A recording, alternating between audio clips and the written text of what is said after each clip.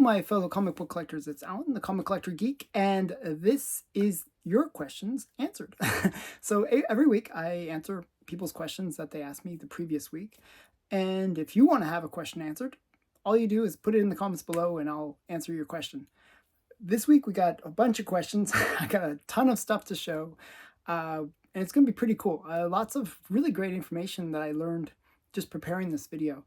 The first question comes from Matt Blogs, who wrote, the Marvel anthology books don't get much attention before the superheroes start. Can you show books that have, before the superhero moved into each title? Tales to Astonish, Tales to Suspense, Amazing Adventures, Adult Fantasy, Journey into Mystery, Strange Tales. So what I'm going to do, I know, is I'm going to show you books that are the key first appearances in each of those titles. And you also wrote, just for fun, Detective Comics before Batman is similar. I don't think you have any of those to show. Well, I do. So I'm going to show that first, just to prove a point. This is the earliest Batman that I have, and it came out just before Batman 1. And it is Detective Comics number 38, which is the first appearance of Robin in comics. And mine's a restored 7.0, but that's the only way I could afford it. It's a very expensive book, very hard book to get. I've even seen 0.5 grades go for like $10,000. It's just a crazy hard book to find. I was super excited to get this one in my collection, and it's like a pretty major key. So, you know, Robin is kind of a major character for Batman. So I'd say he's the most important character after Batman for Batman. So just a really great book. I love this one. And it's before Batman 1. The next one I'm going to show, and I showed this recently. I just showed this in the last video, actually, but I'll show it again, is Tales to Astonish number 13. And this is the first appearance of Groot. Now, Groot didn't have his own title until much, much later. I think in 2003 or something like that. It was like much, much later that he finally got his own title. But this is his first appearance. And we got another Tales to Astonish. This is a little later issue, number 27. Again, this is before the superheroes became superheroes. This actually happened after Fantastic Four number 1, though.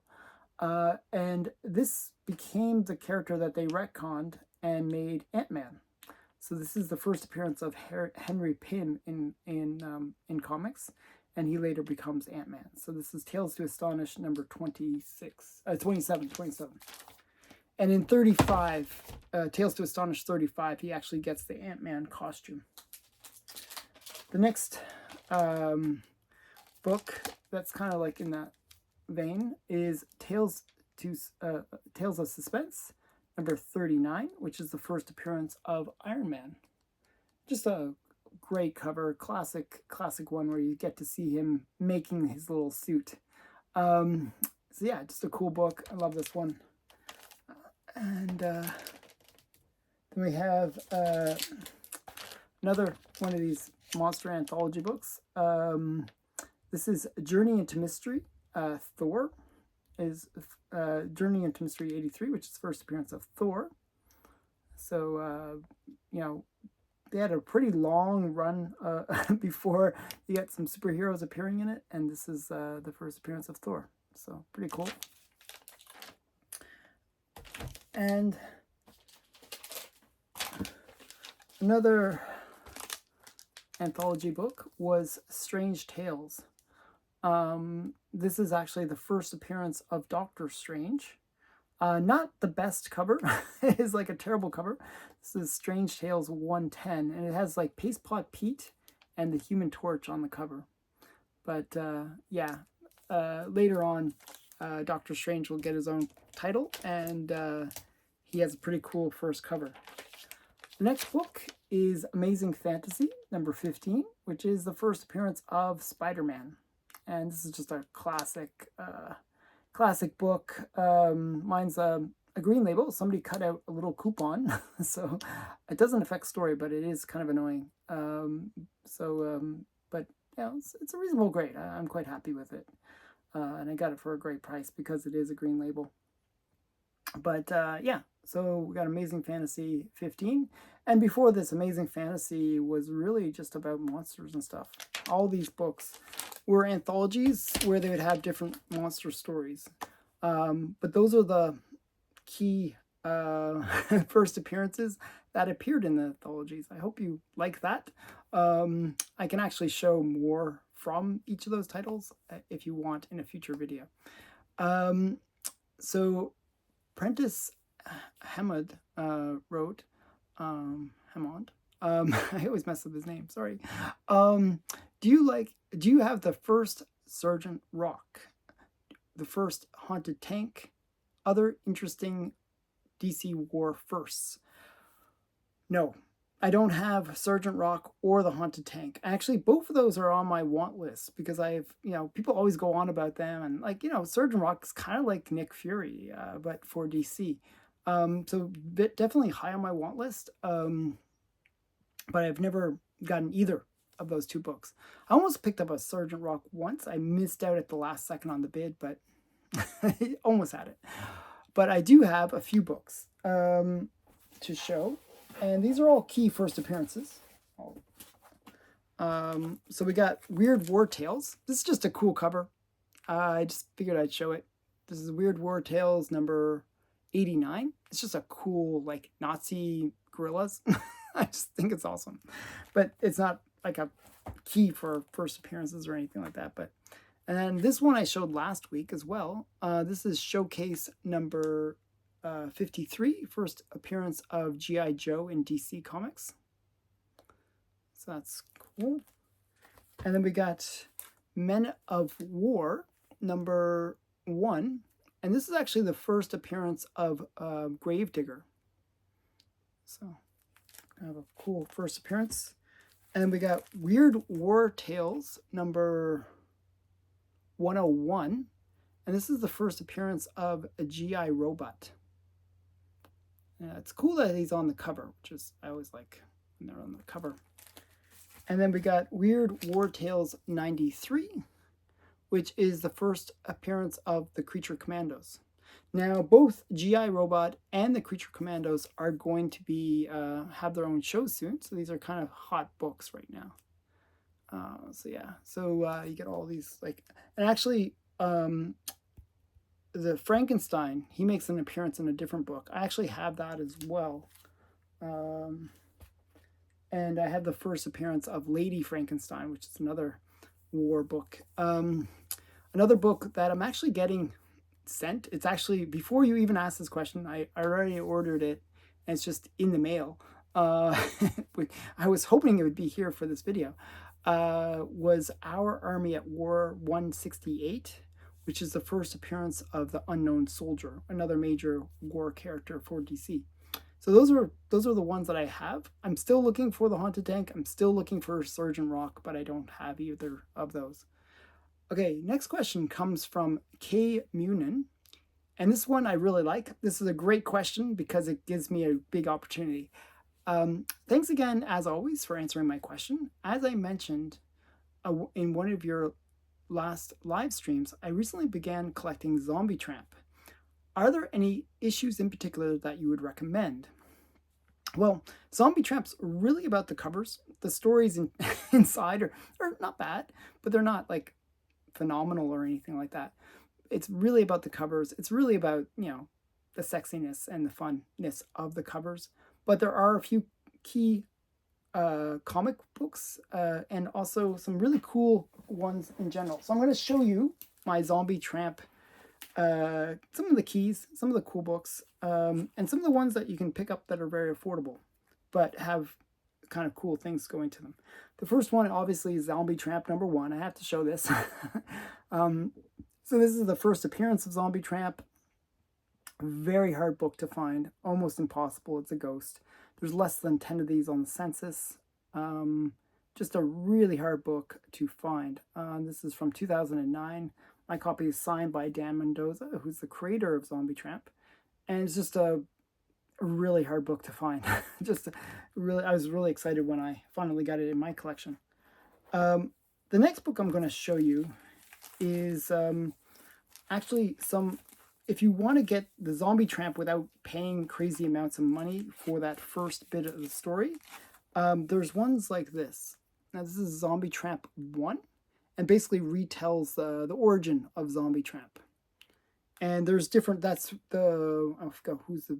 This is the variant by Milgram. So Milgram variant, but there's also the regular edition. And you'll notice this is one of those things where a lot of people get confused when they see this. They think, oh, I got Zombie Tramp #1. Just so you know, you can see the difference. Okay? So you'll see that the price is in the corner in the bottom. And on the other one, on the other #1, the reprint, it's up higher. So this is the reprint. And a lot of people get confused by that. I've seen people offer like this for like hundreds of dollars. Normally it goes for about $5 to $10. So not an expensive book. Sometimes more, depends. But usually it's not that expensive book. But this is the reprint of Zombie Tramp. And there is 3 issues of the first Zombie Tramp series. So this is #2 of the reprint. So you'll see. Another thing you'll notice on #2 issue, it'll say collected edition, collector edition. Okay, so that's the reprint, and this is the 3rd of that reprint series. Okay, a lot of people get confused when they see this, and there's because I'm looking for issue #3, and a lot of people say, "Oh, I've seen it." Actually, this is a big thing. If you ever want to find the original #3. This thing should be on that side, on the original copy of Zombie Tramp #3, which is the one I'm looking for. And it won't have this at the very bottom. Okay. Now, the next one I'm going to show is, this is Zombie Tramp #1. This is a variant issue.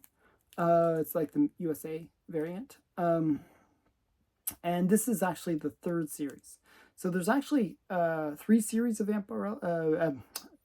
Zombie Tramp, and the first series only had 3 issues. The second series had 4 issues, and then the 3rd series ran from issues 1 to 84, but then it was redone in issue 58.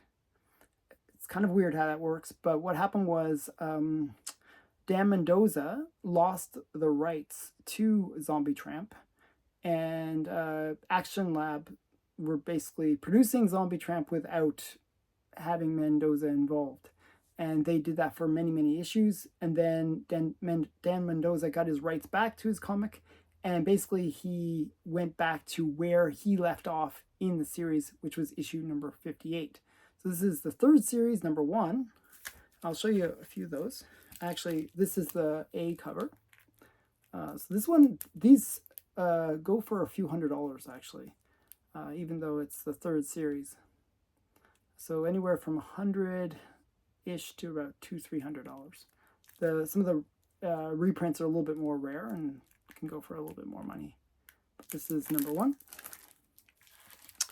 And then there's #29, which is another key issue. The only reason this is a key is because it's a Trump one. And it's kind of a little bit making fun of Trump, obviously. It's like zombie Trump a bit. And it's kind of a fun one in that respect. That's making a little bit making fun of Trump. This is there's actually 2 variants for this, or like 2 versions of it. One where it's Trump like dressed and her dressed, and then there's the risque version where she's nude. And a lot of Zombie Tramps are like that, where there's the innocent version, and then there's a risque version, which is nude.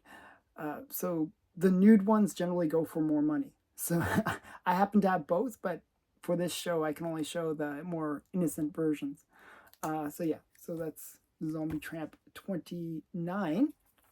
And then, as I was saying, Zombie Tramp kind of made a reappearance back in at where they reset it back to 58.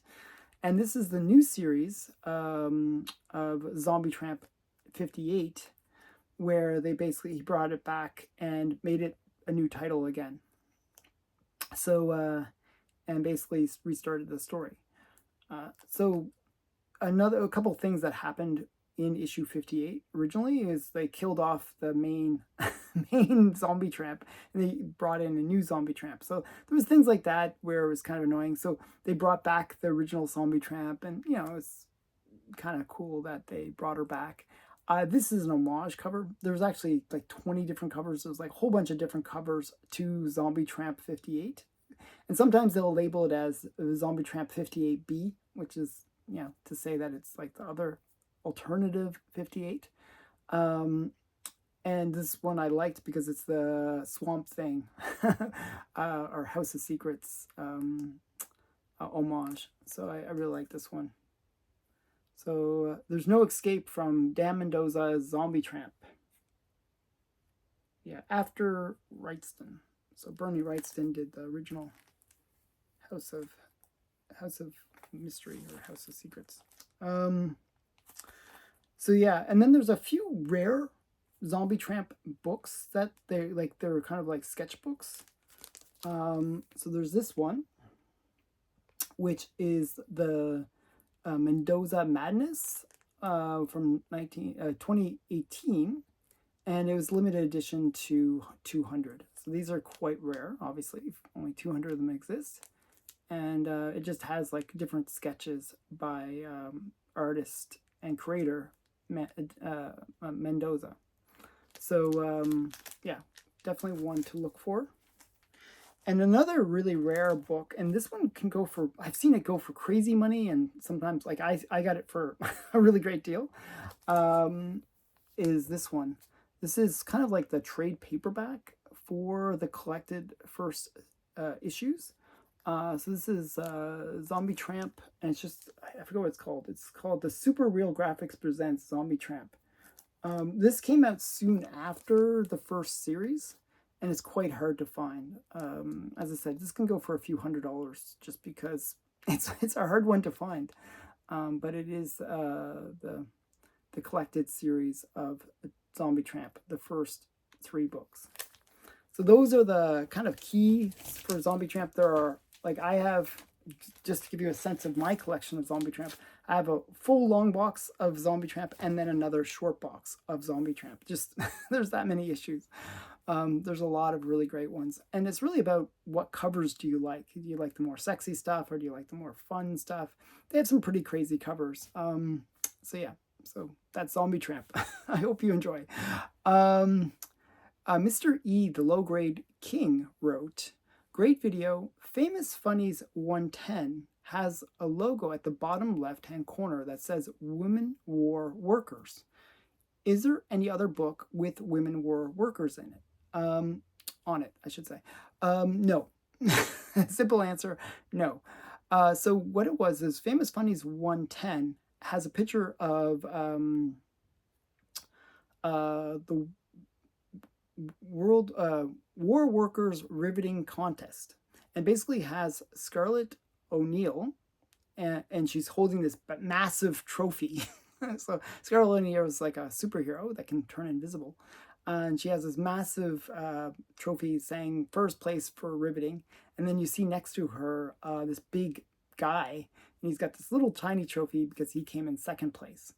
It is a kind of a book that was created for promoting the fact that women were now working in the factories and, you know, really, you know, contributing to the war effort. And it was just kind of a way of saying thank you to the women. So they had this little stamp in the corner that said the women war workers, and it was just like a little stamp. That is the only issue that has it. I looked through a bunch. I haven't found any other comics that have it. And I think it was really that they were trying to promote that these women were working in the factories, and they just wanted to have a special issue for them. So that's 110. It's got a little bit of historical significance, and it's just kind of a cool issue for that reason. Um, Jay Ogilvy wrote, just wondering what happened to some of the Golden Age publishers. King, First, Fawcett are I'm sure there's more. So I'm gonna like first. I'm not sure which one is first. I don't know what first. I don't know first publisher. I'm not familiar with it. But King and Fawcett, I'll give you a little history of both of them, and I'll give you a quick history of all of the publishers from the Golden Age. Now, when the Comic Code Authority came into play, there were, just before it came into play, I should say, there was 2,000 Golden Age comic producers, publishers. And after it came into play, there was about 200. So basically, overnight, the market got a lot smaller. And even DC and Marvel really cut back on the titles that they produced. So it was a really rough time for a lot of comic publishers. So a lot of them got killed during that time period. However, the interesting thing is King was actually established. King Features Syndicate, I believe. I think it's King Features actually. Was created in 1914 by William Hearst, which is I was shocked. I was like, oh my goodness, William Hearst created King Features, and he is known as kind of like one of the more famous newspaper publishers, and in 1914, it didn't produce comics. It produced those much later. It was more about producing like books and stuff like that. But later on, it got into publishing comics. King Features 1 is known for the first appearance of Buck Rogers. Or Flash Gordon, I believe. Is it Flash Gordon? Yeah, Flash Gordon. Sorry, Flash Gordon. I had to correct myself. King Features featured characters like Blondie and the Phantom and Flash Gordon. Now, actually, both Blondie and the Phantom are published to this day. King Features still exists. It hasn't been destroyed. It still exists and still is producing stuff. But I'm sort of nervous about it because I guess now they have some trans woman running it, which is a little weird. Yeah, so Flash Gordon actually ran up till 2003, and both Blondie and Phantom are still being published to this date. Now, Fawcett is a little bit more interesting of a story. They started in 1919, so both of them are fairly old publishers. They started with a magazine called Captain Billy Whiz Bang, which is really odd. But then in 1940, they came out with a comic called Thrilling Comics number 1, which was produced in January of 1940. Now, that comic didn't necessarily do that well, but then they decided to rework it a little bit, and they called it a new title called Whiz Comics number 2. So if you ever wonder, why is it always Whiz Comic number 2? What was number 1? Well, there was no number 1. They just retitled Thrilling Comics number 1 as Whiz Comics number 2. And that came out in February of 1940. And it marked a major turn for the company in terms of their comic production, because it featured the first appearance of Captain Marvel. And it was an instant success. It did extremely well, but it also caused a big problem for Fawcett because it featured, if you look at Whiz 2, it features Captain Marvel throwing a car. And it looks very similar to Action Comics 1, and even the character in many ways is very similar to Superman. So DC sued Fawcett, and the lawsuit actually almost resolved in a positive way for Fawcett, because there was some things where DC hadn't quite gone through all the legal things that they needed to do to have the copyright for Superman. But then another judge ruled against that previous judge, and then Fawcett actually had to pay out to DC. Now, I think the payout was very small. It was like $1 or something like that. But basically, DC forced Fawcett to basically stop producing Captain Marvel comics. And they basically did give up on it. So in 1953, they basically stopped producing Captain Marvel altogether. And that was their flagship comic. So they basically stopped altogether. I mean, they did produce other stuff. They had some pre-code horror. They had some, good girl stuff. They had some westerns as well. But they basically just gave it all up. And in 1953, they went defunct. However, they restarted the company in the 60s, where they produced a comic called Dennis the Menace, which is interesting. And they did that up till 1980. The interesting thing was in 1967, Marvel got the copyright for, or the trademark to Captain Marvel. So Marvel got Captain Marvel, and DC wanted it because they were always in this lawsuit against Fawcett. So in 1973, actually, was it 73 or 72? I think it's 72, actually. It's 1972. DC actually licensed the rights to the name, to the character, actually, to Captain Marvel. Okay, but because of the trademark of Marvel, they couldn't use the name Captain Marvel, so they used Shazam. And they basically used, they brought back the character in 1972.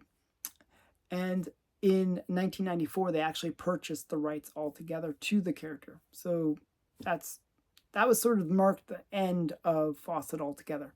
Really, they only ran up till 1980 anyways. So, but that was it. So those are the two major ones that I researched for you. There's so many stories of the different publishers. So many of them really did get destroyed by the Comic Code. But I hope you enjoyed that answer. Eric Tupper wrote, what pre-code horror titles do you have the completed runs? Actually, I have a bunch of completed runs for pre-code horror. Eerie would be one of them. And another one would be Ghost Comics. I actually moved it. I actually had it behind me. And then I have a few others that I've completed over the years.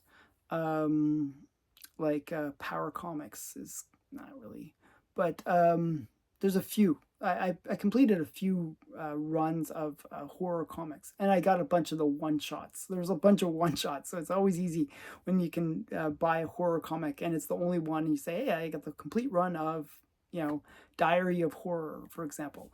It was a one-shot, so so those are kind of things that I have. And if you ask me again, I will bring some pre-code horror to show you guys. Now, the last question comes from M. LeBlanc, and he wrote, what is your opinion on digital art covers? Okay, there's actually two types of digital art covers. One is where artists nowadays, instead of actually doing a typical painting or work on a canvas or paper, they are now doing all the work in the computer. And there's some advantages to that. If you want to do any edits, you can do it very easily. And actually, I see that as a proper art form. I have no problems with that.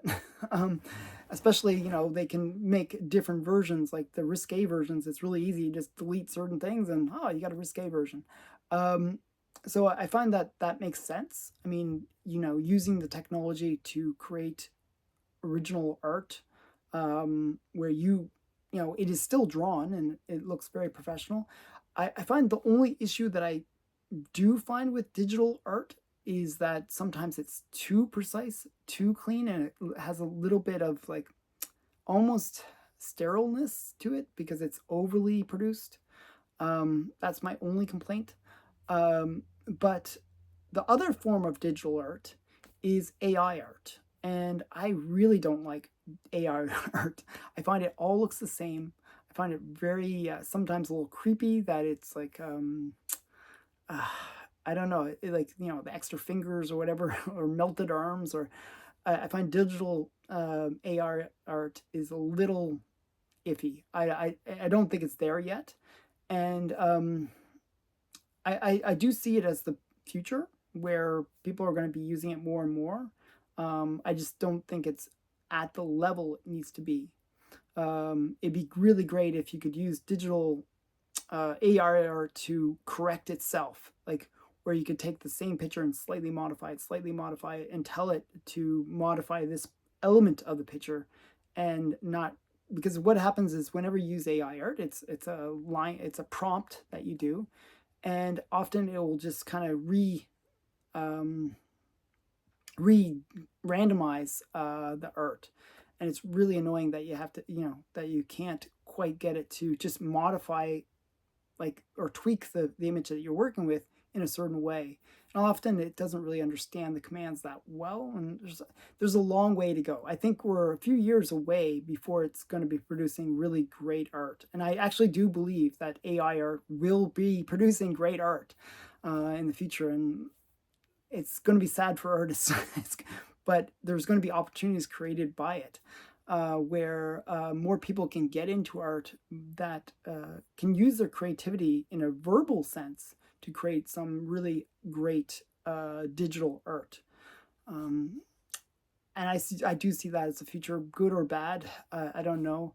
I do believe that when people put their own hand into the art, like when they draw it and they put that personal touch into it, you do get something that is a little bit more inspired than something where it's AI generated or a digital version.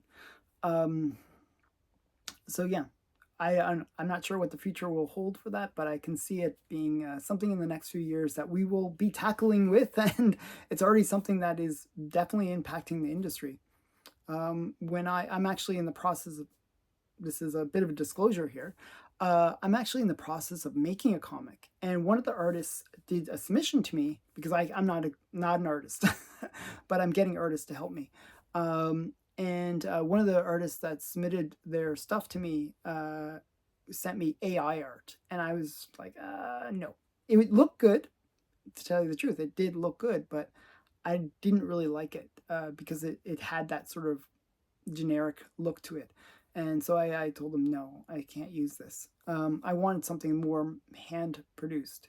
So that's my opinion. I'd love to hear what other people feel about digital art. Please put it in the comments below. And if you have any questions that you'd like asked or answered, I should say, put it in the comments below and I'll do my best to answer it. Thanks again for watching. Bye, everyone.